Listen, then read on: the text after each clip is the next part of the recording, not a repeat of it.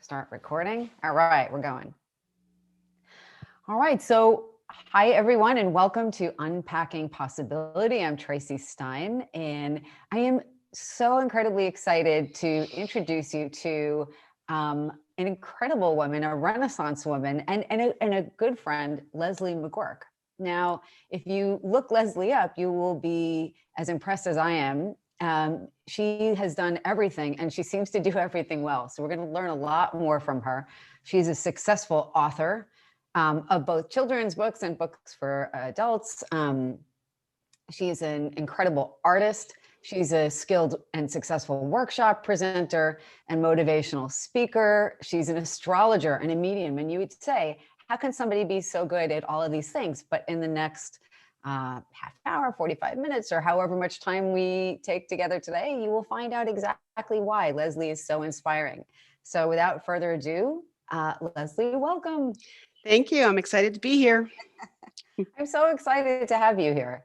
You really are an incredible, and you're an incredible manifestor. I forgot to add that, and I'm sure there's more. But you're just an all-around. I want people to know right off the bat that you are someone that if people met you virtually or in person, they would feel like they knew you right away because you were so genuine and you really connect with people and animals on a different level, on a deep, authentic level right away. Yeah, and I think authenticity is extremely rare right now. We have with women, so many getting plastic surgery at young ages and people always trying to be something. And we've become very self-conscious. And that is a killer for the spirit to be self-conscious, but it's hard not to be because there's so much pressure to be perfect all the time. So that's why I did that TED Talk, the importance of being wrong, because the best things about me and the best things about any one of us is our imperfections and the places where we've suffered. I remember once reading something about how if a man wants to figure out a way to a woman's heart, it's by finding out what makes her sad. And I think that's true for a lot of people. I know that's pretty intense, but figuring out where her sorrow is, you can then connect with her. And if she feels safe, then when you're vulnerable, then you're actually who you really are. So when you march from that place of vulnerability, that's scary to do. Very, very scary. But I think I've done so much of that now it's become my predominant trait, which is why people react to it so strongly because it's not that common. I would love for you to talk more about your TED Talk because as I've mentioned to you before, it's actually, I think it's my favorite TED Talk because it is so genuine and it is so authentic. And I think one of the issues that it touches on, which you just referred to, is this feeling of, especially when we're younger, not knowing, kind of finding our way and learning how to accept ourselves. And a lot of that is based on feedback we get from other people. And your TED Talk, The Importance of Being Wrong, tells the story, tells your narrative of how, you got feedback that we've all gotten when we were younger, right? That was completely unhelpful, other than that it made you more determined to just be and embrace who you are. Very, very difficult journey to do that because for most of my childhood, teens and 20s, even part of my 30s, the voice that was inside my head didn't have a lot of very nice things to say about myself because most of what I had heard through my entire life was that I was never good enough. Oh, you can't draw. Your sisters are better than you at this. These people are prettier than you are. It was unbelievable. I mean, it was so bad, the things that were said to me, that I literally, Tracy, kept a notebook when I was like 14 years old.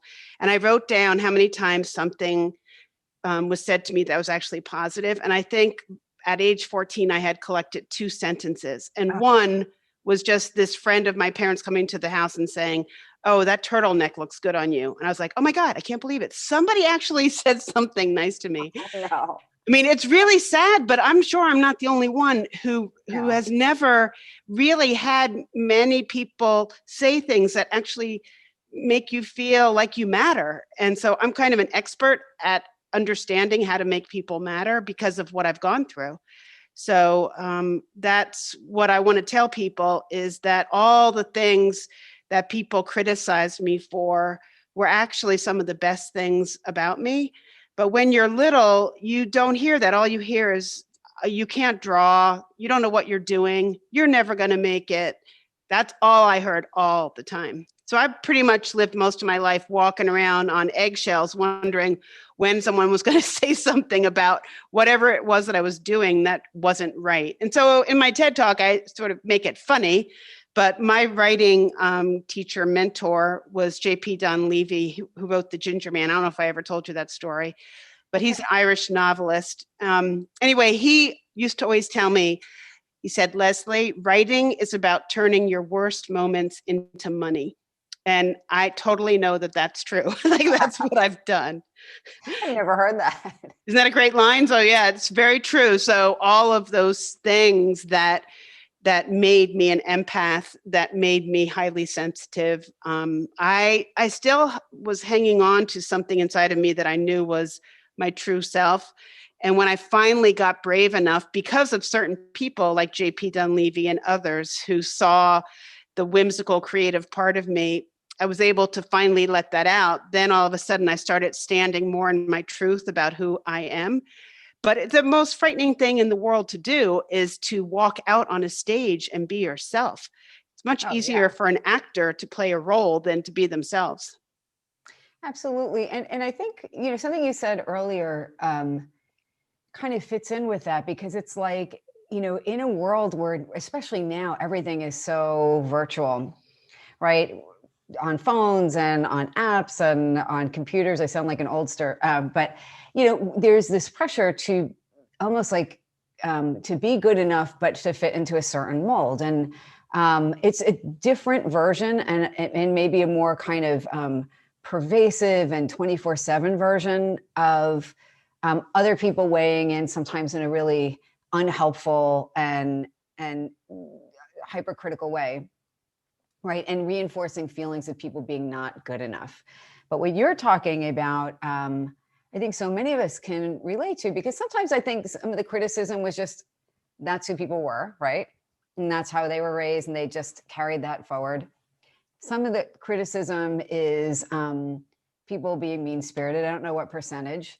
And some of it is this misguided belief I think a lot of people had back in the day, that by criticizing everything somebody does wrong, you will steer them on the quote right path, or help them succeed. That kind of tough love, or you should do this better. And it's not helpful. But I remember from your TED Talk even talking about a teacher who saw you as a young child drawing, and your drawing, if I remember correctly, did not have a belly button, or did have a belly button. Sorry, the drawing of your person had a belly button. Yes. And so tell us about that, because I think that's so poignant. So yeah, I was in second grade, and I was laughing because I thought this drawing was funny.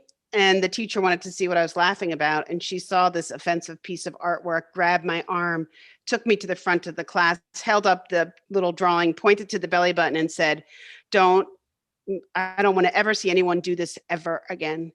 And drawing a person. No, not a person wasn't the problem. It was putting the belly button on the little boy. I mean, I'm just drawing kids at the beach. Yeah. And I'll never forget the drawing, because I remember going back to my seat, like shaking, and I was huddling in my little chair like, oh my God, I'm never going to draw again. I'm not going to show anyone my artwork, and I'm never going to draw again.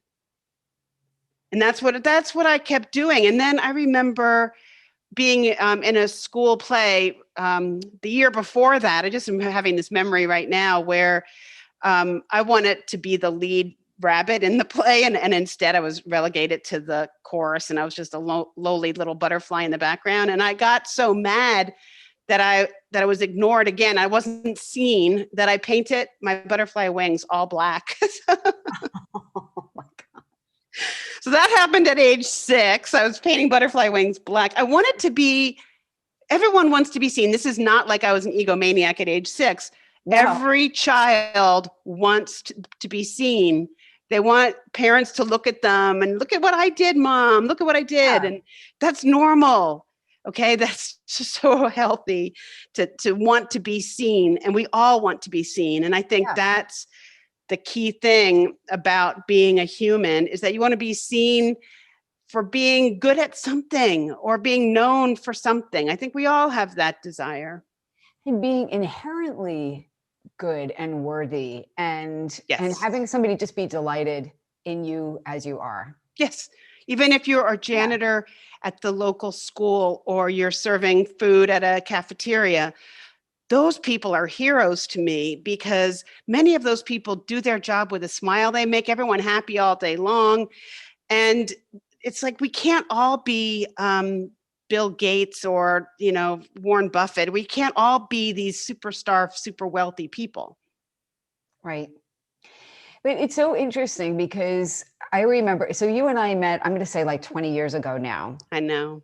at Rancho La Puerta. And I am somebody who's taken a million workshops, and it's rare for one to stand out like yours did. And I found it so engaging, inspiring. It was probably 2 hours at most. And, your creativity and your willingness and desire to make things light and playful, but meaningful. And let each participant be the star in that workshop, by exploring and doing something creative. That really stuck with me. And you're manifesting before people were even talking about it. And I don't even know if you used that word then, but just the journals and the writing exercises and your examples of the things you have manifested. And, you were saying before, out of these difficulties, you really have reached inside you, and you have said, this isn't lead, it's gold. And I am going to, put this out into the world. And so I'd love for you to tell listeners some of the things you've been able to do despite a lot of naysayers, because everybody can relate to people not getting them. And most of us let it keep us small.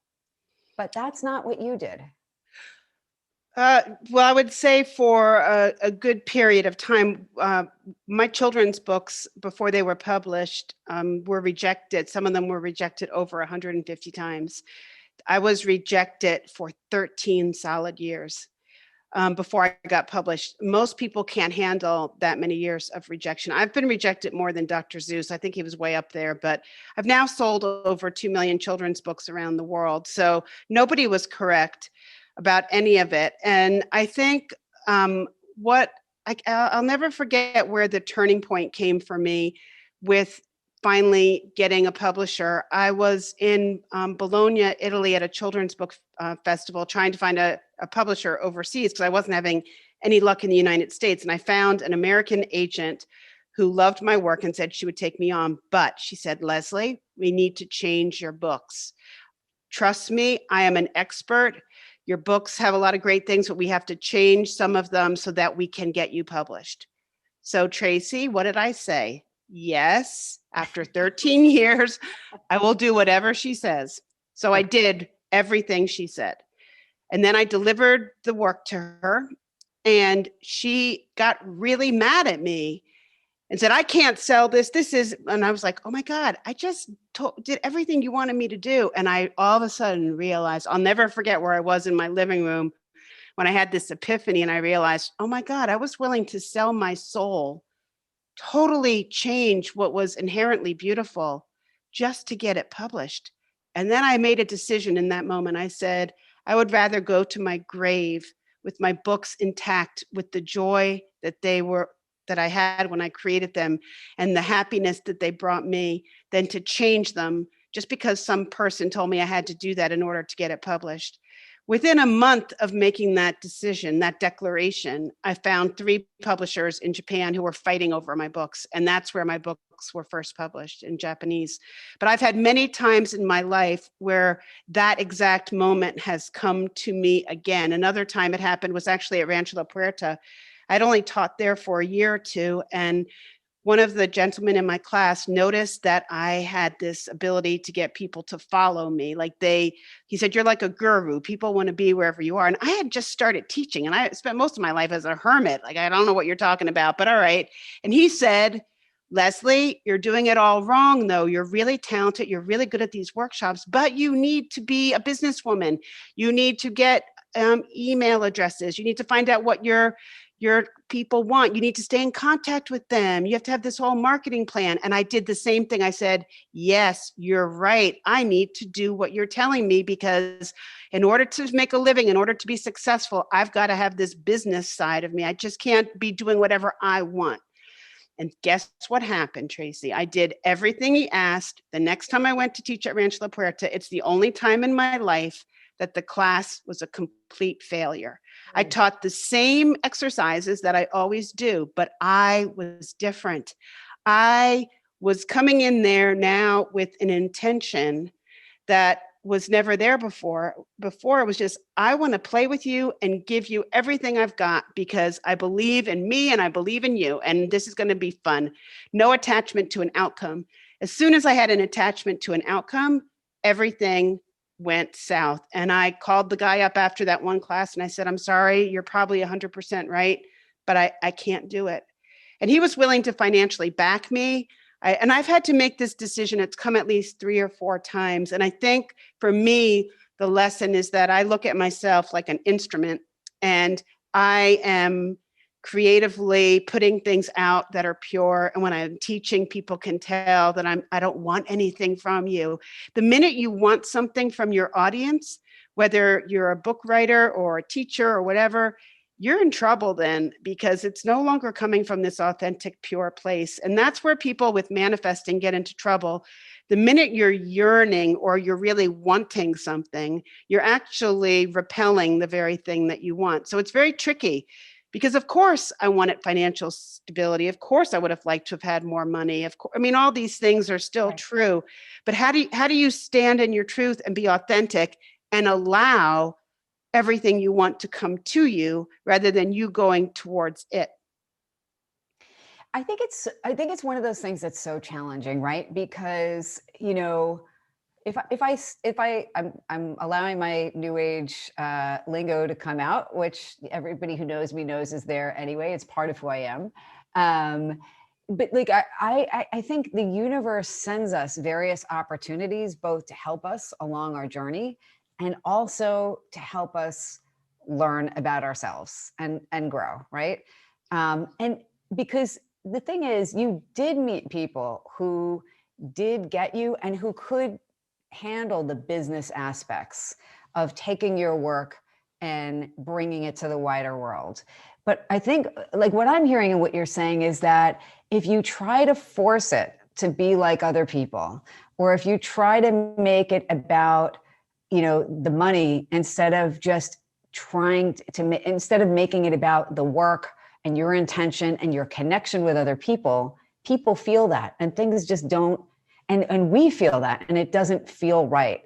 I think people who are really in tune with some connection greater than themselves, to something greater than themselves, just it does something to us that's really uncomfortable when we try to make it all about, you know, quote, success or money, right? We step out of the flow when we do that. You stepped back into the flow. I've had to every time, because literally as soon as I get off track with this, I get into big trouble right away. Now, that's probably not true for most people, but for me, it's definitely true. There are lots of people right now who are multimillionaires doing astrology and workshops and teaching online, and it's become like a formula. And right now, everyone gets in their Instagram and in their Facebook or email, someone's selling you something all the time. Are you noticing that? It's like exhausting. Like, here's another class, here's another program to do. And we're being bombarded by all of our friends and everybody we know with another offering.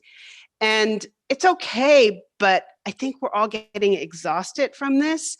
And I'm sort of living my life trying to pull back from all of that and waiting for people to come to me and say, Leslie, hey, we want to do this because this is great. And then I send out an announcement, I'll do it. And then it's different. It's like, there's like a gathering of people who are requesting something as opposed to me looking for it from other people. So I want to come back to something you said a few minutes ago, because I think this is really important. You're a person who was, people didn't get your art and people tried to make you do something different, people and your children's books. And yet when you got in the flow, it just, it came together, you found the right people, and you've sold over 2 million copies of your book. So tell me, what is it, first of all, that you think people connect to in your books? Because I think your books are absolutely wonderful. And I'm encouraging people to go to your website after and take a look, because they're just adorable and engaging and creative. But what do you think people connect to in your books? It's the purity that's in them. On every single page of every single book I've ever created, there will be something you've never seen or thought of before. So they're very whimsical. They're very quirky. My design company is called McGuirk's Quirks Design Company. One of the books I'm proudest of is called Wiggins Learns His Manners. It's a book about a little chocolate lab who goes to the Four Seasons restaurant in New York and learns about how to be a polite puppy. And it's very funny. A lot of adult humor in there, even though it's a children's books. And then another book that's really amazing is called If Rocks Could Sing. It took me 10 years to find every letter of the alphabet in rock formation. So this book, I feel like, was created by nature, Mother Nature, and I just happened to find them. But it's an extraordinary book about how enchanting this world can be. And if you can learn how to look at things differently, the world becomes a lot more interesting. And that's one thing I definitely know is true about me, is that I have kept that little 5-6-year-old little girl very much alive.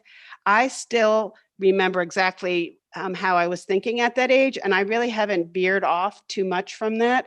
And if I ever am around 5 and 6-year-olds, they always, every time, Tracy, they come up to me and they say things like, "You're not like other adults." I said, "Yeah, don't tell anybody."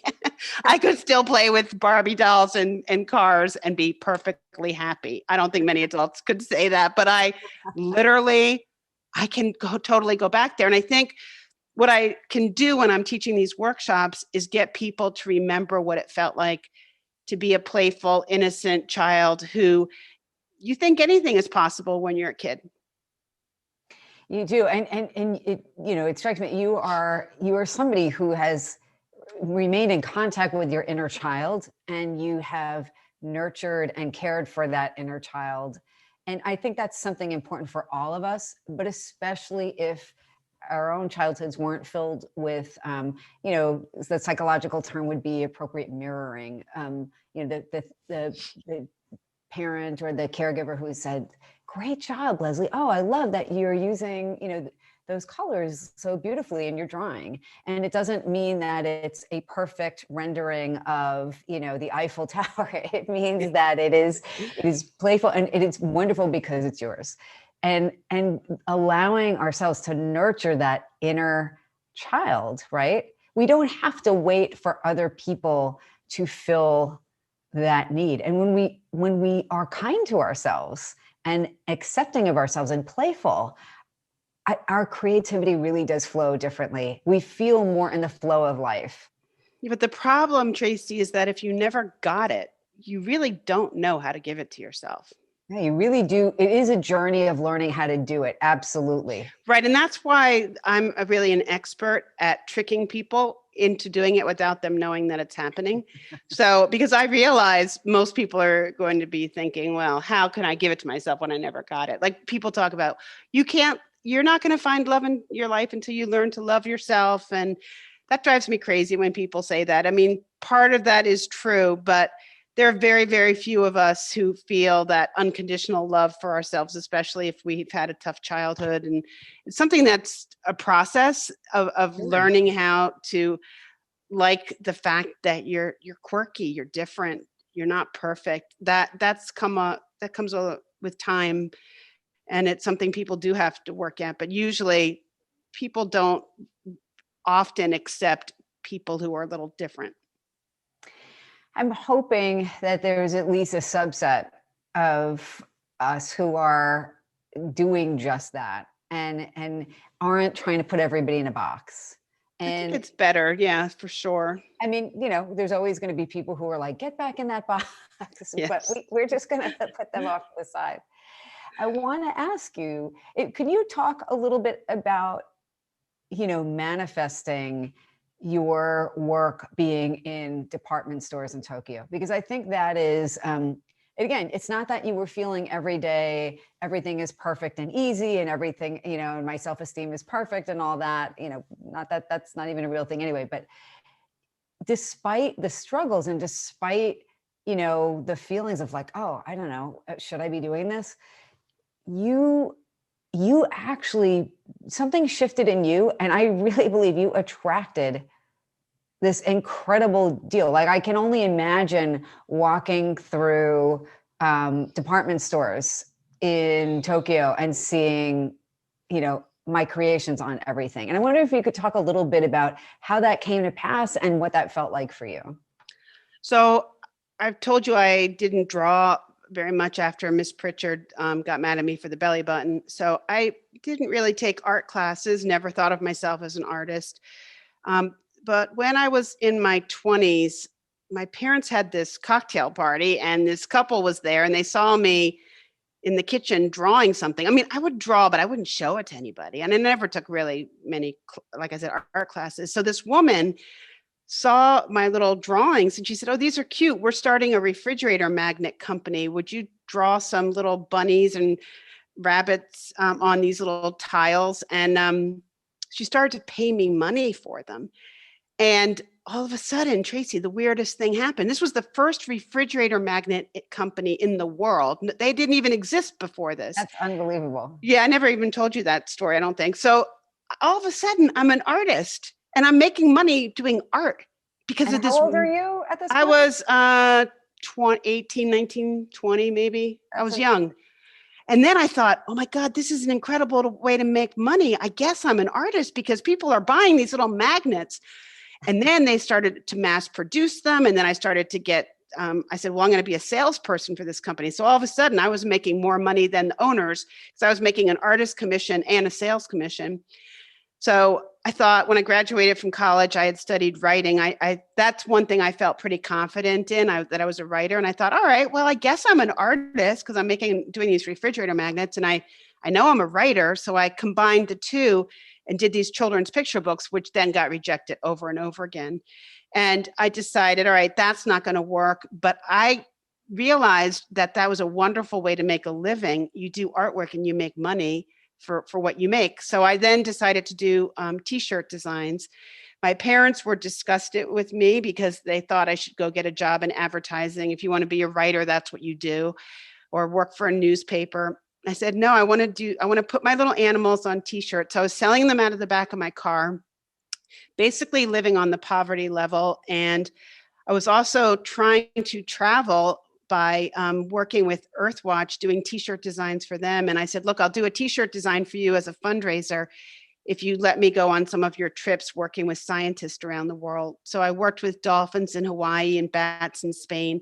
And literally, I did not have, I can remember at times being in the grocery store crying because I felt like I shouldn't buy bread that was 10 cents more. That was, I shouldn't have spent 10 cents on something that I didn't really have the money for. I mean, that's how close to the poverty level I was living. So then a girlfriend said, write to Glamour magazine. They're doing a whole thing on environmentalists doing interesting things with their life. So I wrote to them and they wrote back immediately and said, we want to do a story about you. So all of a sudden my environmental t-shirt designs are in Glamour magazine. And my life was forever changed from that moment on. Somebody from Takashimaya, which is like the Neiman Marcus of Japan, was traveling from New York to Tokyo. They saw this Glamour magazine article. They liked my artwork. They called me up and they said, we want to make you famous in Japan. So all of a sudden I was flown first class to Tokyo. And they had an 11-year plan where they were going to make me famous first as an environmentalist and as an artist. And then after making me famous, then they were going to start producing these designs. So they made 1,500 designs with my illustrations on them.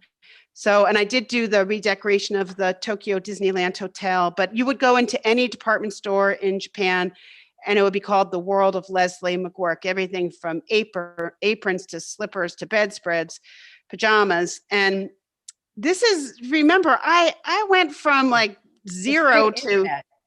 yeah, this was pre-internet. Yeah, this was well before the internet. Exactly. Um, so, and then eventually my books were published in Japanese. But then when that ended, I had to reinvent myself again because, oh my gosh, now what am I going to do? I went from selling t-shirts out of the back of my car to becoming famous in Japan. None of the biggest things that have ever happened to me came about because I went after them. Right. Every single thing came to me. And then my girlfriend said, you should write to Glamour magazine. And then I did. And so you follow the breadcrumbs. But for me, it's all about being present and opening up every door that comes. And whenever I've tried to open up a door, I don't know, it just doesn't seem to work for me, which is very frustrating because I don't get to go from A, B, C to D. I have to go A, F, Q, Z, W, and then I get to where I want to go. But I am 100% convinced that I am not in charge of my life. Like, I think there is a higher path and a higher power that is totally directing me. And my job is to get out of my own way. So my motto for my life is to stop thinking and let things happen. Very, very difficult for me.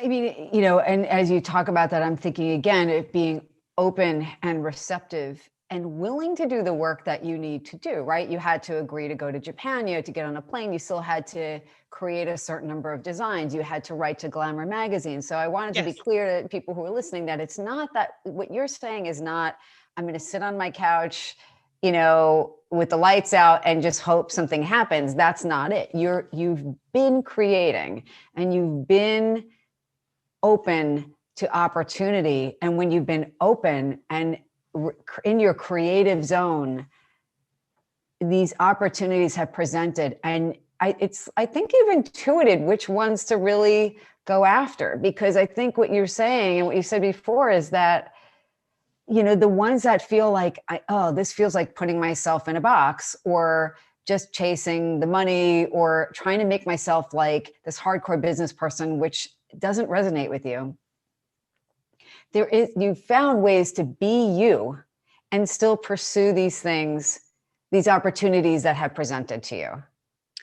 Yes, and I have to. I'm always going to be tested when I'm selling my soul out for money, or I have to be very careful. And again, it's that feeling tone. Does this make me happy or does this make me sad? It's just like dating. Someone either, if they make you happy, go with it. If every time you're around them, you don't miss them and they're not that much fun, your body's telling you that's not your person. It's the same. And we just have to pay attention and be patient. But it's hard because I'm impatient and sometimes things don't happen in the timing that I want. And that's frustrating. But yeah, it is for a lot of people. And it's just about being in the moment, doing the best that you can. And a lot of people, as an astrologer, people often ask me, so Leslie, are you looking at what's going to happen to you for the next 3 to 6 months? And I always tell people, I could look, but to me, it really doesn't matter because every day I wake up and I try to do the best I can. I'm always putting a lot of energy out into the world to make things happen. And that's because I enjoy that. And I enjoy creating and I enjoy changing people's lives. That is such a thrill for me to know that in 1 hour, I can change someone's life, because I look at my own life and I think, wow, if someone had helped me when I was a lot younger, it probably would have shaved off a lot of trauma. So. It's so, but if I look at your career, even with all of the, the rejections, it's pretty amazing that you persevered as you did. I agree. It makes your story that much more compelling, right? Because when things seem hopeless to keep on going, look at what's happened since then. You're not only a successful children's book author, though, you're a successful author of books for adults about, just the astrology book, right? The Power of Mercury. Right. Yes. And I wonder if you want to talk about that, because a a lot, it's kind of funny, like these astrological periods of Mercury in retrograde, and that's very stressful for a lot of us. I can always tell when it's here because I feel like emails and every communication, everything seems to go wonky, or, deliveries get misdelivered, and it's just the whole shebang. But what you have said is, no, you don't have to think of that period in that way. So talk a little bit about yourself as an astrologer, how you wound up doing this, but also about your book. Okay, so I wrote The Power of Mercury because most people feel the way you do about Mercury retrograde. They all freak out. And what is important is you need to know if you were born during Mercury retrograde, and I was, 20% of the population was. And what it means is that the way you feel, Tracy, when it's retrograde, I feel like that 80% of the time. Can you imagine if I let it get under my skin, what kind of condition and the amount of stress I'd be under all the time? I'm used to living in wonky land. That is normal for me. So when it goes direct, it's when I can actually move forward more easily. But it doesn't mean I can't move forward during Mercury retrograde. It just means I have to just go slower. I have to be more patient. And I always equate it to being the times when you can put your car in reverse, and someone could say, well, that's not good. I'm trying to get, from New York to Connecticut, and I don't want to go in reverse. Well, if you're stuck in your garage, you're going to be thrilled you have a reverse gear. So it's not bad. There's nothing bad in anyone's chart. There's nothing bad with even weather.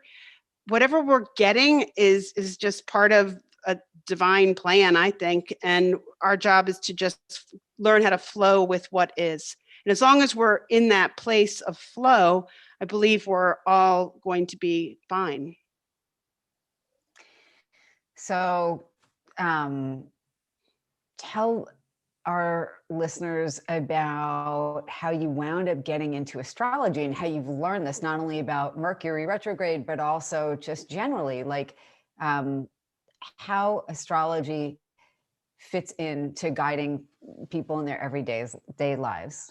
So at the same time that woman saw me doing the little drawing of the rabbit and hired me to do refrigerator magnets, at that same time, my mother heard one of her elderly friends had a daughter who was an astrologer, and my mother heard her lecture at the women's club, and she made an appointment for me. And so it was in Greenwich Village in Manhattan, and I went, and this woman, I was 18, 19 years old. She looked at this chart and she said, oh my God, what are you doing? You are so creative. I said, well, when I'm just drawing little rabbits right now for a refrigerator magnet company. She said, no, you're huge. She said, most people are born with a wristwatch on their arm, and you've got Big Ben.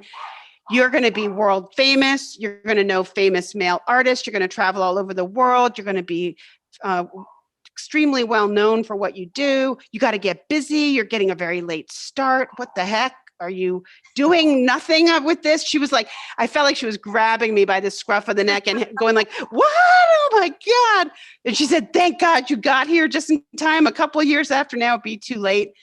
And she put a lot of fear into me too, because she said, look, if you don't stay on this path, she said, you could end up on the back of a Hells Angels motorcycle looking for love and adventure in all the wrong places. What's really weird is at one point I actually dated a professional motorcycle racer. So like even that part came true. But she was right about being discovered by an overseas company and knowing well-known famous creative men. I mean, it was unbelievable. So at age 19, I started studying astrology. And then sorry, my dog's bothering you? No, actually, I would love it if you brought them in. Okay, hold on. Let me just go get them. Guys, come in. Come in. Leslie's a big dog lover and pet person, as I am. So hopefully the pet people listening will be super excited to meet Leslie's There's dog. one of them. Oh my goodness. You can edit this part out. Wait a minute. Oh, there. This is Sky Baby. Isn't he cute? Oh my goodness. How old is he? He's like 8 or 9. Oh my goodness. He's adorable. And I see another little guy in the background. Yeah, she's probably up on the couch. Oh, Not yeah. yet. All right. So, okay, back to astrology. Sorry, you can edit that part out. Totally right.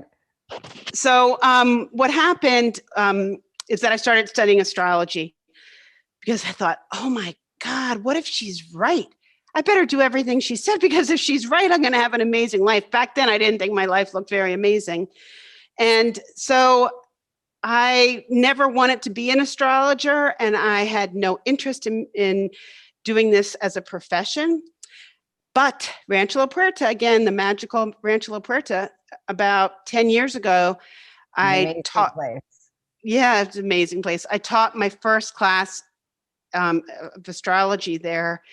And in the audience was a well-known literary agent who came up to me afterwards and said, Leslie, I don't even believe in astrology, but this is what you should be doing. Forget children's books. I want to be your agent. I said, wait a minute. I don't have a website. I don't have a business card. I don't do this. This was just like for fun. I was doing this. She said, I don't care. You are going to be a very well-known astrologer. So she pretty much groomed me for 2 years and sold my first book to HarperCollins, which, getting a book published by a major publisher is almost unheard of. These days. Is very, very difficult. So again, came to me, right? Did you see the pattern here? My friend with the Glamour magazine. What? But you were doing the work. Oh my God, yes. Absolutely. Yes. You were out there and you were doing what you felt called to do. Yes. And that attracted, and being yourself, and that attracted these opportunities. And I think that's amazing. Sorry, not to interrupt you. Yeah, no, it is an amazing story. And and same thing even with the rock book. I just was collecting the rocks. I didn't have any plans for them. And then one of my girlfriends who's a photographer said, well, you need to do this, make it into a book. So she made it into a MacBook back in the day, people used to do those photographic Apple books. And so I thought, this is pretty cool. It wasn't my idea. It was her idea to make it into a book. And so I went to New York and just walked up and down the aisles and found a publisher. I had to get to New York and show it. But you just do what you love and allow the world to surprise you. That's basically how I live my life. And is that a frustrating way to live sometimes? Extremely, because I'm waiting for miracles all the time and they keep happening. So I'm going to stick with it. Whenever I try to do the opposite, Tracy, it is not pretty. Oh my God. When I try to live my life like a quote unquote normal person and make technical decisions without allowing this sort of magical thing to keep happening, it never works for me. So I really think it's you allowing yourself to be in your flow. Yes. You allowing yourself to honor yourself, who you are as Leslie McGuirk, and the human being, but also as a soul, right? Your soul feels called to do certain things. And again, you put the effort in to do them. It's not that you're just waiting for everything to happen, but you can hear my stomach growling, sorry. That's right. You honor yourself and you honor what you're here to do. And when you do that, that kind of opens up the flow. And I completely hear you about the feeling of impatience and wanting the universe to kind of help us do things on our time schedule and in the way we imagine. And it's so hard to get out of our own way and just, step back into the flow, but you've done it again and again and again. I've never seen anyone who's done it so many times.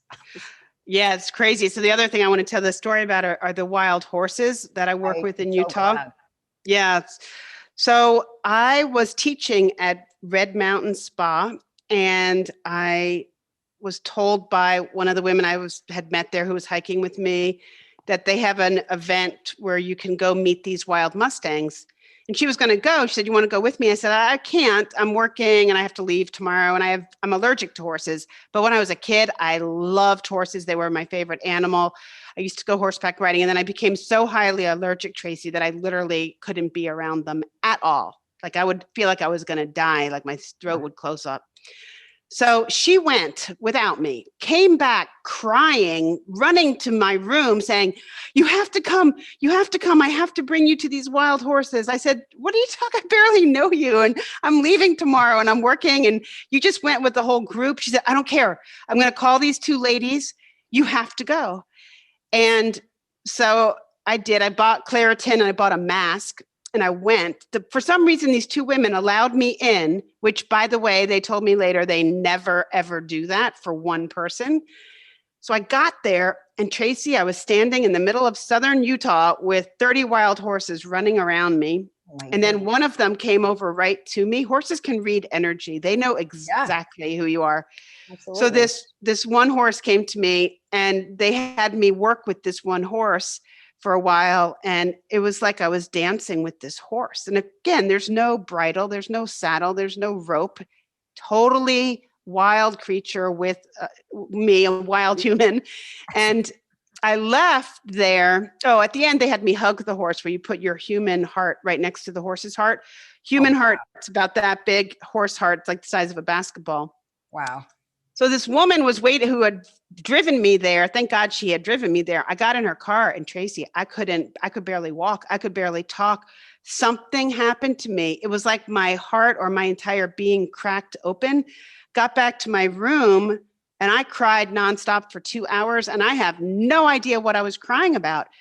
I Everything. got on the airplane the next day to fly home. And when I got back, I remember my mom was still alive at the time. And she said, "Leslie, what happened to you?" I said, "I don't know." I said, "If I could go back to Utah tomorrow, I would." I said, "I feel like I need to dedicate my life to helping these animals, because what they did to me, if they can do that to humanity, if they can break people open, if they can transfer this heart love thing, I don't know what it is, but I said it's the equivalent of being around the Dalai Lama or Princess Diana or Mother Teresa or Desmond Tutu, these enlightened, big-hearted beings, where we don't get to be around things that are that pure. We don't get to be around things that are that at that level of a vibration. So got home and really couldn't talk about it for about 2 weeks. I still to this day do not entirely know what happened to me, but I called up the two women who own the horses and I said, "Listen, I don't know if you remember me, but I was the one who was there alone." And they said, "Yeah, that was really unusual. We were worried about you when you left. You could barely walk or talk." I said, "I know. I need you to know that I think what you're doing is incredible and I want to help you. What do you need?" And they said they have been waiting because they wanted to find someone who could help bring really special, more enlightened people to meet these horses, not turn it into Disney World. They'd Right. had many, many people try to do to them what that guy at Rancho La Puerta wanted to do to me. You need to do this, this, this, this. And he lost the part about the magic. So I have a good friend, Barb Groth, who started the Nomadic School of Wonder, which is all about artist-inspired trips to places of wonder. And I told her about the Mustangs. She said, "Leslie, let's do it." So she totally trusted me. We brought our first group of, I Wow. think, 10 or 12 people. So we brought a bunch of people there over the years. Of course, through COVID, we couldn't do it, but I'll be there again in May, and we'll do another one in October. But if anyone's interested, May of this year or May of yeah, next year? this year I'm going to be going Wow. in 10 days, basically. Wow. So it'll be like my sixth or seventh time, I think, bringing a group. And I would say 80% of the people who come have an experience like I did, where you are forever changed by what the Mhm. horses can teach you. It is so wild because it's not regular equine therapy. There's a lot of that. These horses are literally a preserved herd. And we as humans don't get to encounter the wild unless you're with wild dolphins, or maybe if you're in Africa with the wild, the apes. But when does a human ever get to be with something purely wild? So I think that's one of the biggest gifts. And I think if we can connect more with the earth and with the original sense of our own wildness, I think the healthier we become. But what's really crazy about this, I don't think I ever told you this part of the story. It's called the Wind Horse Foundation. It's a nonprofit, and I'm now pretty much dedicating a lot of my life to helping these women with this herd and giving it as a gift to humanity. So the Wind Horse Foundation, I said, "Why do you call it the Wind Horse Foundation?" And they said, "Because there are these rare Tibetan prayer flags that have a horse in the middle." If you can believe it, I have been carrying in my wallet since I was 23 years old a wind horse prayer flag that a children's book illustrator gave to me by the name of Paul Galdone. He was a very famous Hungarian illustrator who lived in Vermont, and he died. he was going to actually illustrate my first children's book with me. But the last time I saw him in Vermont, he gave me this Tibetan prayer flag with the wind horse on it. I didn't even know it had a horse on it until they said, the Wind Horse Foundation is named after these prayer flags. I opened up my wallet and I opened it up and I was like, oh my God, I've been carrying a wind horse prayer flag with me for almost my entire life. You've had more synchronicities and more like incredibly powerful and unique encounters with people and animals, again, than anyone I've met. I know, and I haven't even told you half of them. So I have so many, I have proof, physical proof of miracles in the afterlife. And I need to write the book, Tracy. This is my biggest thing in my brain. And I'm so busy doing the readings right now. I know that sounds like an excuse, but it's hard for me to shift to, because it takes a lot of energy and time to write a book, but I need to write the book about my life, and that I need to write about these miracles because there have been so many of them. I mean, I even think the thing with Japan was a miracle. Yeah, it's incredible. Like what are the odds that somebody's reading Glamour magazine on a trip, from New York to Tokyo? What are the odds that I happened to be hiking with this woman and she connected with me and forced me to go to the horses? I was dragging my heels. I really didn't want to go. And now I'm not allergic to horses. That is just wild. It really is. It really is. It really is. My old lawyer, who was like a father figure to me, he recently died. And he said, because he did a lot of my legal contracts, he said, Leslie, you have the most unusual life of anybody. He said, nobody would believe that this is true. But he said, it keeps happening to you over and over and over again. It's like a quirky, magical path. Yeah, but I actually believe we're all supposed to have that too.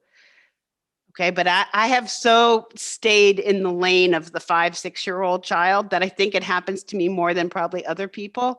But I think it's the natural way. I think we're all supposed to be living that way. So Leslie, I'm going to ask you something I wasn't planning on asking you. Don't get nervous. Oh yeah, no. Just teasing. But you've been talking about connecting with that 5 or 6-year-old child and allowing ourselves to be creative and playful. And that is such a part of what you do. Would you mind doing just a brief exercise, even though it's a podcast? Some people will just listen and some people will see the video, but that's something or something that people could do on their own to just get in touch with that creative part of themselves, even briefly. And if not, that's okay too. Well, yeah, there are two things I can think of. The number one question I would ask everyone is to think about what they want it to be when they were 5 or 6 years old, or 7 or 8. Whatever you want it to dream about becoming is a real big clue into who you are as an adult. So I wanted to be a veterinarian. It doesn't mean I'm supposed to be a vet. It just means animals are my thing. I must have animals in my life. It's the ingredient that makes me happy. If you wanted to be a teacher, it means you must be teaching. If you want it to be a doctor, it means you must be healing. You just have to figure out that thing. And the way to figure that out, if you're on track with your life purpose, is see if your dream of wanting to be an actress or a ballet dancer or whatever, are you putting anything of that into your life now with intention? And if you aren't, pay attention, because if you want it to be a dancer and you're not dancing, something's wrong with your path. You're not quite right. But I do have one exercise that is tricky because I can't finish it with them, but what they can do is email me and I will tell them part 2. But I want to make it easy on you. Okay. So I don't know if it's up to you, but I'm not sure if it would be great to have a zillion people emailing you. Okay. Unless you want them to, and then they should. It's up to you. Well, you can edit this part out if you want to, this part of the discussion. But I can't give you part 2 right now, but it's a really important exercise. I'll tell you what the exercise is, and then you can help me decide. Okay. So what you do is you go find something in nature that speaks to you, a flower, a rock, a leaf, a stick. I don't care what it is. It has to be from the natural world. And you sit down and you look at it as if your life depends upon looking at it that carefully. Look at it nonstop from every angle, every viewpoint, and then start writing to it. Write down what you see, what you notice. Talk to it as if it was a person and you're like having a conversation with it, or interview it, or whatever comes out. If you all of a sudden start writing about your grandmother, I don't care, but just let it come out and write nonstop for at least 15, 20 minutes. That's part one.